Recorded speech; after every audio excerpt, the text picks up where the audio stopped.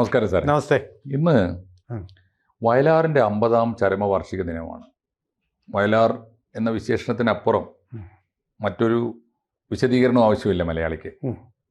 വയലാർ രാമവർമ്മ എന്ന മഹാകവി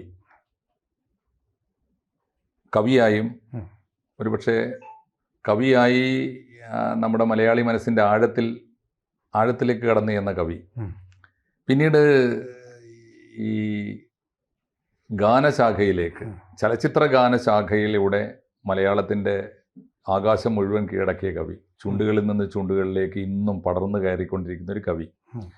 അദ്ദേഹം മരിച്ചിട്ട് 50 വർഷം പൂർത്തിയാവുന്നു എന്നറിയുമ്പോൾ നമ്മളും ആ ഓർമ്മകളെ നമിക്കുന്നു. വയലാറിനെ ഓർക്കുമ്പോൾ എനിക്ക് തോന്നിയിട്ടുള്ള ഒരു പ്രധാനപ്പെട്ട കാര്യം വയലാറിൻ്റെ അമരത്വമാണ്, അല്ലെങ്കിൽ വയലാറിൻ്റെ പ്രവാചകത്വമാണ്. ഇത് രണ്ടും. വയലാർ മരിക്കുന്നില്ല എന്നത് നമ്മുടെ പാട്ടുകൾ സാക്ഷിയാണ്, നമ്മുടെ ചുണ്ടുകൾ സാക്ഷിയാണ്, ഹൃദയങ്ങൾ സാക്ഷിയാണ്. വയലാർ എന്ന പ്രവാചകൻ, ഞാൻ പ്രവാചകൻ എന്നത് പ്രവചന സ്വഭാവമുള്ള കവിതകൾ എഴുതുകയും പ്രവചന സ്വഭാവമുള്ള പാട്ടുകൾ പാടുകയും എഴുതുകയും പ്രവചന സ്വഭാവമുള്ള സ്റ്റേറ്റ്മെൻറ്റുകൾ, പ്രസ്താവനകൾ നടത്തുകയും ഒക്കെ ചെയ്ത ഒരാളെന്ന നിലയിലാണ്. എങ്ങനെയാണ് അങ്ങയുടെ ഒരു നിരീക്ഷണത്തിൽ വയലാർ മലയാളത്തിൻ്റെ ആരാണ്? സാറ് പറഞ്ഞ എല്ലാ കാര്യങ്ങളോടും, അഹമ്മദ് മാഷ് പറഞ്ഞ എല്ലാ കാര്യങ്ങളോടും ഞാൻ യോജിക്കുന്നു. പക്ഷേ ഒരു കാര്യത്തിൽ മാത്രം, അദ്ദേഹം സയൻറ്റിഫിക് ടെമ്പറമെൻ്റ് ഉള്ള ആളായിരുന്നു. ശാസ്ത്രീയമായിട്ടുള്ള സമീപനം കവിതകളിലും അത് പാലിക്കുകയും, ശാസ്ത്രത്തിൻ്റെ വിജയത്തെ അദ്ദേഹം ആഘോഷിച്ചത് നമുക്ക് പ്രകൃതിയുടെ മേൽ കടന്നു കയറാനുള്ള അവകാശമുണ്ടെന്നുള്ള മട്ടിലാണ്. പ്രകൃതി ശക്തികളെയെല്ലാം കീഴടക്കിക്കൊണ്ട് നമ്മുടെ കുതിരയെ നമ്മൾ പ്രപഞ്ചത്തിൻ്റെ വീഥികളിൽ കയറഴിച്ചു വിടുമെന്ന് പറയുന്നിടത്ത് അദ്ദേഹത്തിന് തെറ്റിപ്പോയി. കാരണം അങ്ങനെ നമ്മൾക്ക് ജീവിക്കാൻ പറ്റില്ല. എന്തെന്ന് വെച്ചാൽ പ്രകൃതിയും നമ്മളും എല്ലാം കൂടെ ചേർന്ന ഒരൊറ്റ ഒന്നേ ഉള്ളൂ എന്നാണ് ഇപ്പോൾ ശാസ്ത്രം കണ്ടിരിക്കുന്നത്. ക്വാണ്ടം വെബ് തിയറി പ്രകാരം ആരുണ്ട് എൻ്റെ കുതിരയെ തളയ്ക്കാൻ പ്രകൃതി തന്നെയുണ്ട്. കാരണം നിങ്ങൾക്ക് അങ്ങനെ പോകാൻ പറ്റില്ല. നിങ്ങൾ നിങ്ങളുടെ സ്പേസിൽ ജീവിക്കണം. പ്രകൃതിയിലേക്ക് കടന്നു കയറുമ്പോൾ നമ്മളിപ്പോൾ കാലാവസ്ഥയിലുള്ള വലിയ മാറ്റങ്ങളായിട്ട് ആഗോള താപനത്തിൻ്റെ കൂടുതലായിട്ട് അനുഭവിച്ചുകൊണ്ടിരിക്കുകയാണ്. തീർച്ചയായിട്ടും ആ ഒരു ബോധത്തിലേക്ക് വരുന്നതിന് മുമ്പുള്ള ശാസ്ത്രത്തിൻ്റെ മുന്നേറ്റത്തെ പാടിപ്പുകഴ്ത്തിയ ഉപാസന എന്ന ചിത്രത്തിലെ ശാസ്ത്രം ജയിച്ചു മനുഷ്യൻ തോറ്റു, ഉപാസന എന്നുള്ള ആ പാട്ടിലൂടെ അദ്ദേഹം നമ്മളെ കോരിത്തെരിപ്പിക്കുന്ന മട്ടിൽ, അതുപോലെ തന്നെ ഹിമവാന്റെ പുരിക ഉയർത്തിക്കൊണ്ട് മനുഷ്യൻ്റെ ആ മുന്നേറ്റത്തെ നോക്കിക്കണ്ട് ഇങ്ങനെ ആഹ്ലാദിച്ചിരിക്കുന്നതും ഒക്കെ നമ്മളെ ആവേശം കൊള്ളിക്കുമെങ്കിലും നമ്മൾ ശാസ്ത്രത്തിൻ്റെ ഗതിയിൽ ആവേശം ഉൾക്കൊണ്ട് പ്രകൃതിയെ തകർത്തുകൊണ്ട് മുന്നേറാൻ കഴിയുകയില്ല എന്നുള്ളൊരു സത്യമാണ്. തീർച്ചയായിട്ടും വയലാർ എന്ന കവിയുടെ ഭാവുകത്വത്തെ ദാർശനികമായ ഒരു തലത്തിൽ നിന്ന് വിമർശിക്കാനും നമുക്ക് അവകാശമുണ്ട്. ഒരുപക്ഷെ ഒരു കവിയെ ആദരിക്കാനുള്ള ഏറ്റവും നല്ല മാർഗം അദ്ദേഹത്തെ സൂക്ഷ്മമായി പഠിക്കുകയും വായിക്കുകയും വിമർശിക്കുകയും ചെയ്യുമ്പോഴാണ്. സാറിൻ്റെ നിരീക്ഷണം ഞാൻ അംഗീകരിക്കുന്നു. അതേസമയത്ത് നമ്മുടെ സാമൂഹ്യ ജീവിതത്തിലെ ഒട്ടേറെ കാര്യങ്ങളെ ഇന്നിപ്പോൾ ഒരു പ്രധാനപ്പെട്ട കാര്യം ഞാൻ പറയാം. കൊന്തയും പൂണൂലും എന്ന കവിത അദ്ദേഹം എഴുതുന്നത് ഏത് കാലത്താണ് നമുക്ക് ഓർക്കണം. കൊന്തയും പൂണൂലും. ഇപ്പോൾ പൂണൂലിനെ പോലെ ഇപ്പോൾ നമ്മുടെ കാലത്ത് വന്നു ചേർന്നിരിക്കുന്ന ഒരു വലിയ അപകടം, ഇപ്പോൾ ഈ വർഗീയതയെ ഇങ്ങനെ തരംതിരിച്ചിട്ട് ഏതാണ് വർഗീയത, അല്ലെങ്കിൽ ഏതാണ് ശരിയായ വർഗീയത, അല്ലെങ്കിൽ നല്ല വർഗീയത, ചീത്ത വർഗീയത എന്നൊക്കെ സമീകരിച്ചുകൊണ്ടിരിക്കുകയാണ്.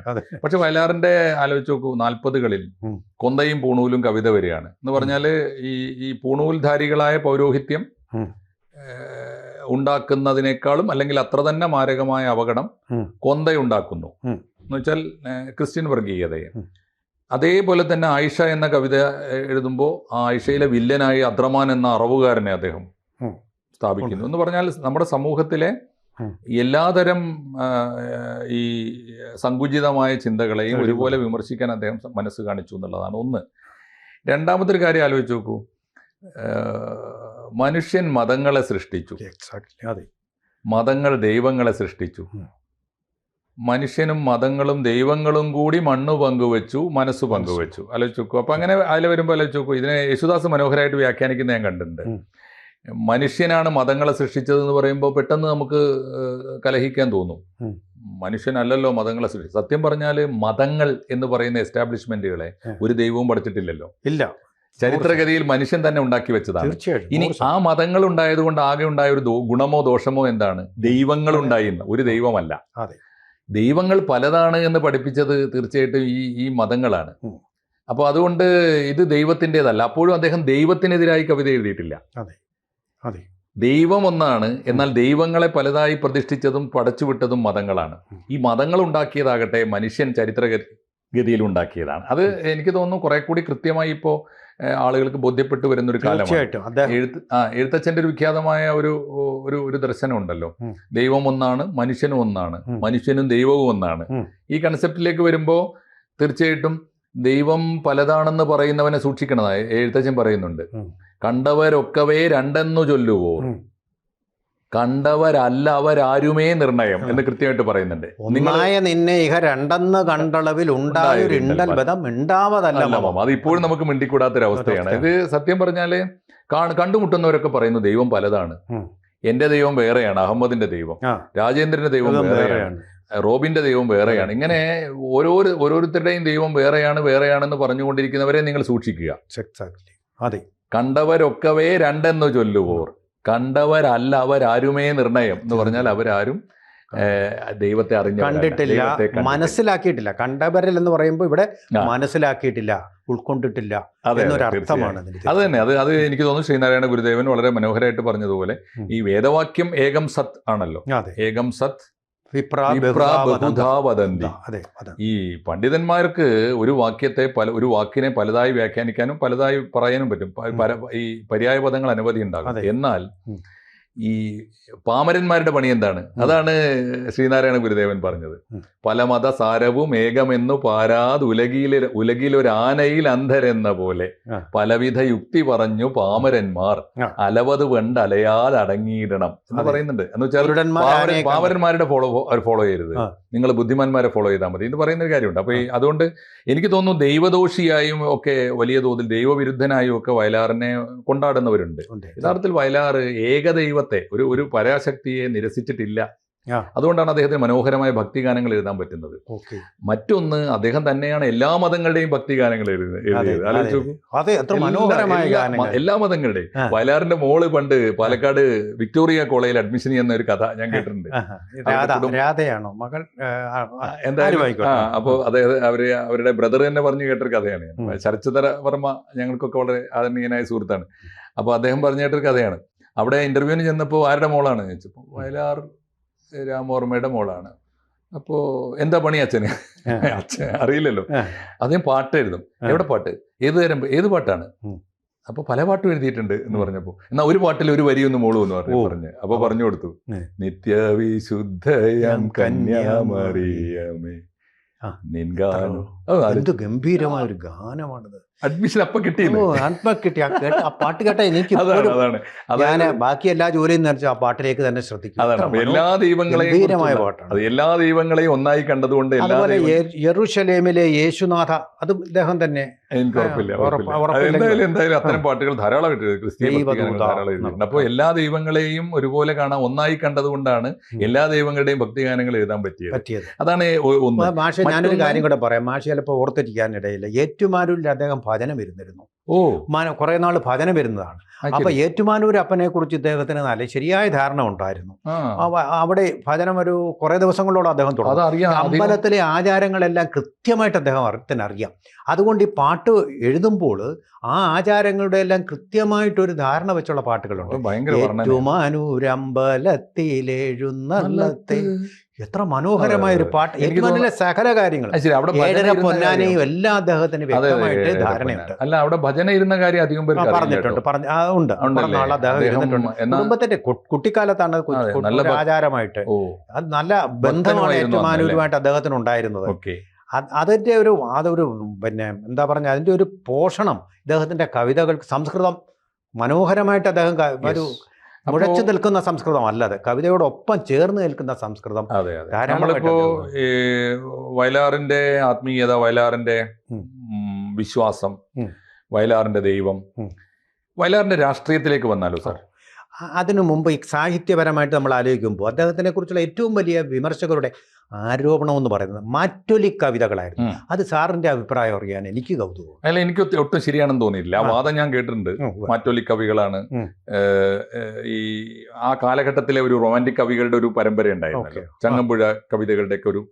അപ്പോ വയലാർ അങ്ങനെ എനിക്ക് തോന്നുന്നു ഒന്നിനൊന്ന്. ഇപ്പൊ നമ്മൾ ഈ മാറ്റൊലി കവികൾ എന്ന പേര് കിട്ടിയ കവികളുണ്ടല്ലോ, ചങ്ങമ്പുഴ, എടപ്പള്ളി, ആ ഒരു ടീമിൽ വെച്ച് വയലാറിന്റെ കവിതകൾ വെച്ച് നോക്കൂ. വയലാറിന്റെ കവിതകൾ ഈ മാറ്റൊലി കവിതകൾ എന്ന് നമ്മൾ പേര് വിളിച്ചിരുന്നത് ആരുടെ മാറ്റൊലിയാണോ ആ മാറ്റൊലികളെക്കാളൊക്കെ മുന്നോട്ട് പോയിട്ടുണ്ട്. ആഴത്തിലും പോയിട്ടുണ്ട്, പരപ്പിലും പോയിട്ടുണ്ട്, ഔന്നത്യത്തിലും പോയിട്ടുണ്ട്. അത് നമുക്ക് കവിതകൾ താരതമ്യം ചെയ്യാം. ചലച്ചിത്രഗാന രംഗത്ത് ഞാൻ ഒരു കാര്യം കൂടെ പറയാം പ്രേക്ഷകർക്ക് അറിയാൻ വേണ്ടിയിട്ട്. നമ്മുടെ ഏറ്റവും മനോഹരമായിട്ടുള്ള ഒരു ചലച്ചിത്ര ഗാനമാണ് ഈ ഭൂമിയിൽ ഒരു ജന്മം കൂടി തരുമോ എന്നുള്ളത്. ചന്ദ്രകളഭം ചാർത്തിയുറങ്ങും തീരം നമ്മൾ പാടുന്ന പോലെ മാധുരി മനോഹരമായിട്ട് അത് പാടിയിട്ടുണ്ട്. പ്രേക്ഷകർ ഓർത്തോളൂ, ഓർമ്മയിലേക്ക് വന്നോളൂ. ആ പാട്ട് എഴുതിയതിൻ്റെ ഒരു ചരിത്രം ഒരു ചലച്ചിത്രകാരൻ തന്നെ എന്നോട് പറഞ്ഞ, പേര് പറയുന്നില്ല. അത് വുഡ്ലാൻഡ്സ് ഹോട്ടലിലാണ് ഇദ്ദേഹം താമസിക്കുക, ചെന്നൈയിൽ. ആ വാർഡ് ഇപ്പോൾ ദേവരാജൻ മാഷാണ്. ഇവർ രണ്ടും കൂടെ ചേർന്ന ടീം എന്ന് പറഞ്ഞാൽ അപാരമായ ഒരു ചേർച്ചയാണ്. അതെ അതെ. അപ്പോൾ ദേവരാജൻ മാഷ് വലിയ സ്ട്രിക്റ്റാണ്. യേശുദാസിനെ വരെ വഴക്ക് പറയുകയും ചീത്ത പറയുകയും ചെയ്തിട്ടുള്ള ഒരാളാണ്, ശബ്ദം എവിടെയെങ്കിലും തെറ്റിക്കഴിഞ്ഞാൽ. അപ്പോൾ അങ്ങനെയുള്ള ആൾ വയലാറിനോടൊന്നും പറയാൻ പറ്റില്ല, കാരണം ഇദ്ദേഹം മദ്യപിക്കും, നല്ലപോലെ മദ്യപിക്കും. പിറ്റേ ദിവസം പാട്ട് കമ്പോസിങ് ആണ്, പാട്ട് റെഡി ആയിട്ടില്ല. വെളുപ്പാകാലമായി നോക്കിയപ്പോൾ വയലാർ ഇങ്ങനെ ഒരു ഹിന്ദു പത്രം എടുത്ത് വായിച്ചുകൊണ്ട് അങ്ങനെ ഇരിക്കുകയാണ് വെറുതെ. രാത്രി മുഴുവൻ മദ്യപാനമായിരുന്നു, ഉറക്കം ശരിയായിട്ടില്ല, പാട്ട് പായിട്ടില്ല. കമ്പോസ് ചെയ്യണമെന്ന് സ്റ്റുഡിയോ ആണ് ബുക്ക് ചെയ്തിരിക്കുന്നത്, ആർട്ടിസ്റ്റുകളെല്ലാം വരും. ഇങ്ങനെ ഇരിക്കുന്ന സമയത്ത് എൻ്റെ മാഷേ വള്ളും കടിച്ചുകൊണ്ട് കിടക്കുക ദേവരാജൻ, ഒന്നും പറയാനും പറ്റുന്നില്ല. വയലാർ ഈസി ആയിട്ട് അവിടെ ഇരിക്കുക. അവസാനം രക്ഷയില്ല, പാട്ട് കമ്പോസ് ചെയ്യേണ്ട സമയമായി. അത്രയേ ഉള്ളൂ. പുള്ളി ഒരു സിഗരറ്റിൻ്റെ ഒരു പേപ്പർ, അകത്തൊരു പേപ്പർ ഉണ്ടല്ലോ, വെള്ള പേപ്പർ, ഒന്നും എഴുതാത്തൊരു പേപ്പർ അകത്തുണ്ടാവും. ആ പേപ്പർ അങ്ങോട്ട് എടുത്ത് ആ എഴുത്താണ് ചന്ദ്രകളഭം ചാർത്തി ഉറങ്ങി. എത്ര ഫ്ലോ ആണ് സാറേ. അല്ല, അത് പ്രതിഭയാണ് സാർ. പ്രതിഭകൾക്ക് അങ്ങനെ നമിക്കുക. ഞാൻ കവിത എഴുതാൻ തുടങ്ങുന്നുണ്ട്, കാരണം വട്ട് പിടിച്ചു പോയിട്ടുണ്ട് വാക്ക് കിട്ടാതെ. തീർച്ചയായിട്ടും അത് നല്ലൊരു. അദ്ദേഹത്തിന്റെ രാഷ്ട്രീയത്തെക്കുറിച്ചാണ് എനിക്ക് ഏറ്റവും കൗതുകം തോന്നിയിട്ടുള്ളത്. ഒന്ന്, നമ്മുടെ രാഷ്ട്രീയത്തിൽ പിൽക്കാലത്ത് വന്ന മാറ്റം അദ്ദേഹം മുൻപേ പറഞ്ഞിട്ടുണ്ട്. ഉദാഹരണത്തിന് കമ്മ്യൂണിസ്റ്റുകാരായിരുന്നു അദ്ദേഹം, കമ്മ്യൂണിസ്റ്റ് പാർട്ടിയുടെ കൂടെ സഞ്ചരിച്ച ഒരാളാണല്ലോ.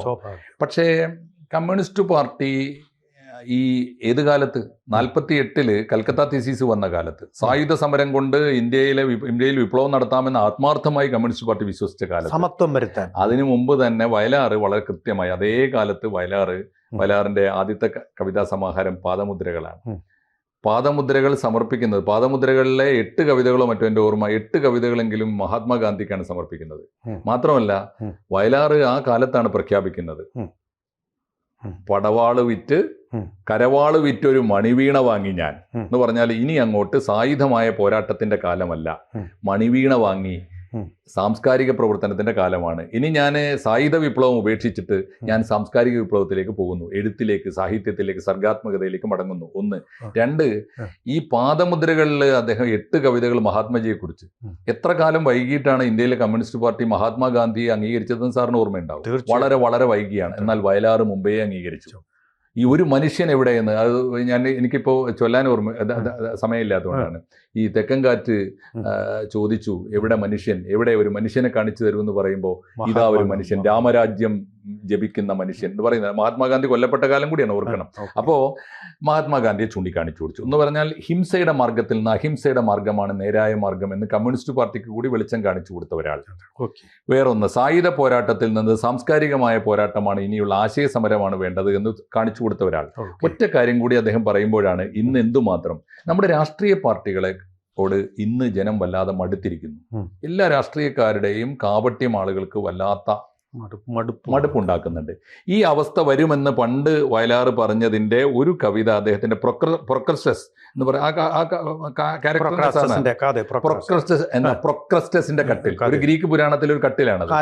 ഏതൊരു മനുഷ്യനെ കണ്ടാലും അതാണ് ഏർപ്പാട്. ഒരു മനുഷ്യനെ കണ്ടാൽ ആ കട്ടിൽ കൊണ്ടുപോയി കിടത്തും.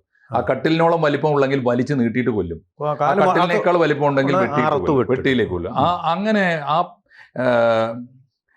പ്രോക്രാസ്റ്റസിന്റെ കട്ടിലിനെ കുറിച്ച്, ആ പ്രോക്രാസ്റ്റസിനെ കുറിച്ച് ഇദ്ദേഹം എഴുതിയ ഒരു 4 വരി പറഞ്ഞ് വായിച്ചാൽ ഇത് പൂർത്തിയാവും. ഇന്ന് നമ്മൾ എവിടെയാണ് എത്തി നിൽക്കുന്നത്?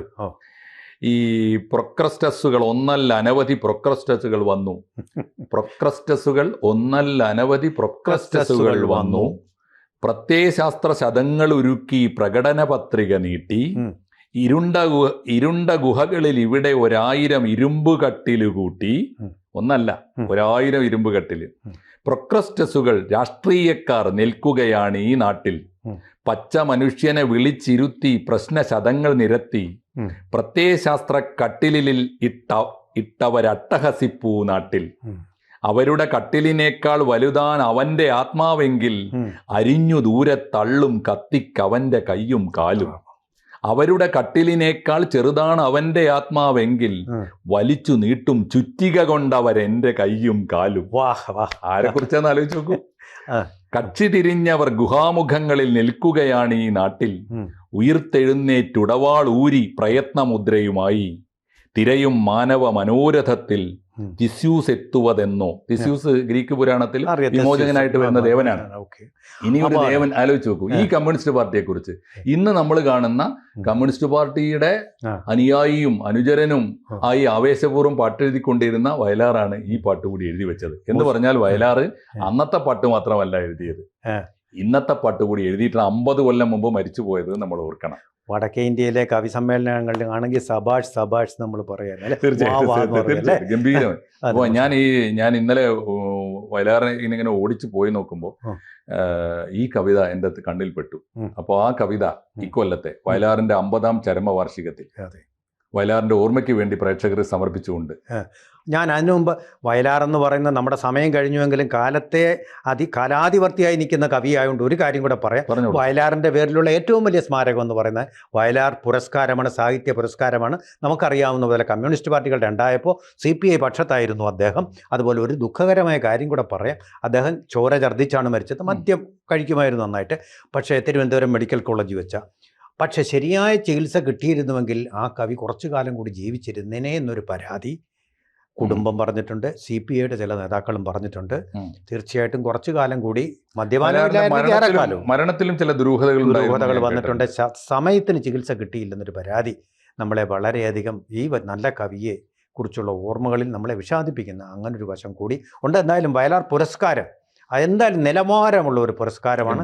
നല്ല എഴുത്തുകാർക്ക് തന്നെയാണ് അത് കിട്ടിക്കൊണ്ടിരിക്കുന്നതിൽ വളരെ സന്തോഷമുണ്ട്. തീർച്ചയായിട്ടും വയലാറിന്റെ ഓർമ്മകൾക്ക് മുമ്പിൽ നമ്മൾ ഓർമ്മപ്പൂക്കൾ ABC അർപ്പിക്കുന്നു. കൂടുതൽ വാർത്തകളും വിശേഷങ്ങളും നിങ്ങളിലേക്ക് എത്താൻ ABC മലയാളം സബ്സ്ക്രൈബ് ചെയ്യുക, ബെൽ ബട്ടണും അമർത്തുക.